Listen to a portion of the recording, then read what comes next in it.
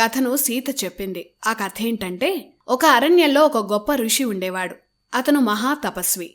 అతని తపస్సును భగ్నం చేయాలని ఇంద్రుడు ప్రయత్నిస్తున్నాడు. ఒక సైనికుడు రూపం ధరించి శక్తివంతమైన మహిమలున్న ఖడ్గాన్ని తీసుకొని ఆ మహర్షి దగ్గరకు వచ్చాడు. సైనికుడి రూపంలో ఉన్న ఇంద్రుడికి ఆ మహర్షి ఆశ్రయమిచ్చాడు.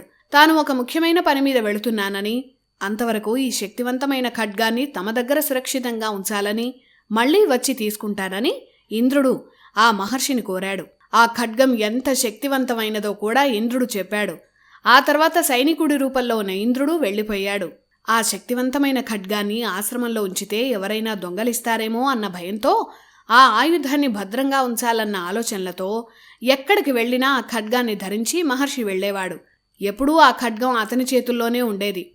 చివరికి ఆయన తపస్సు చేసుకునేటప్పుడు, కాలకృత్యాల సమయంలోనూ, పూలు కోసుకునే సమయంలో కూడా ఆ కత్తిని మహర్షి విడిచిపెట్టలేదు. ఇలా ఎప్పుడూ ఆ కత్తితోనే ఉండడం వల్ల ఆయుధాన్ని విడిచి మహర్షి ఉండలేకపోయాడు.